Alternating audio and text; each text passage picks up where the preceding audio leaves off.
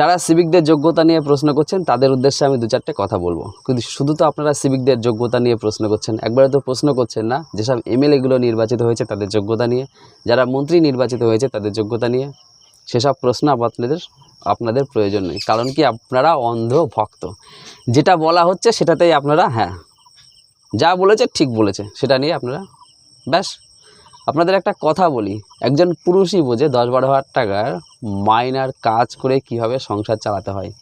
আর তারা এই টাকার বিনিময়ে যে পরিষেবাটা দেয়, সেই পরিষেবা যারা কাজ করে তারাই বোঝে। বুঝতে পারলেন? আর যারা বলছেন না ওরা টাকা তোলে, হ্যাঁ টাকা তোলে, কিন্তু গাড়ির মধ্যে দেখবেন অন্যান্য বাবুরা থাকে, সেই বাবুদের আদেশেই তাদের এই কাজটা করতে হয়।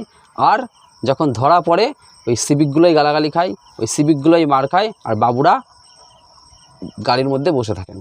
ওরা তো বাবু, তাদেরকে দিয়ে সব কাজগুলো করানো হয়। বুঝতে পারলেন?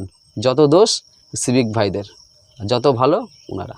আচ্ছা বলে রাখি, সিভিকরা ঠিকঠাক পরিষেবা প্রদান করে না, তাই তাদের যে পরিমাণ ভোটের আগে প্রতিশ্রুতি দেওয়া হয়েছিল সেই পরিমাণ টাকা দেওয়ার প্রয়োজন নেই, আপাতত এটা দেওয়া হলো।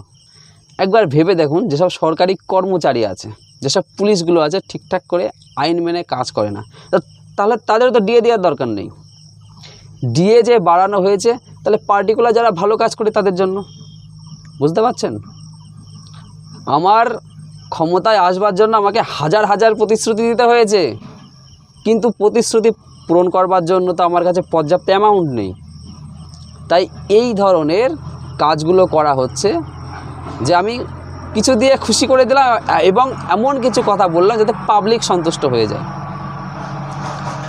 তো যোগ্যতার বিষয়টা নিয়ে আপনারা যে কথাগুলো বলছেন সেগুলো হয়তো কিছু সিভিক আছে যাদের মধ্যে পার্টিকুলার সেরকম যোগ্যতা নেই, কিন্তু বেশিরভাগ সিভিকরাই দেখবেন যে ভালোভাবে তারা কাজ করে।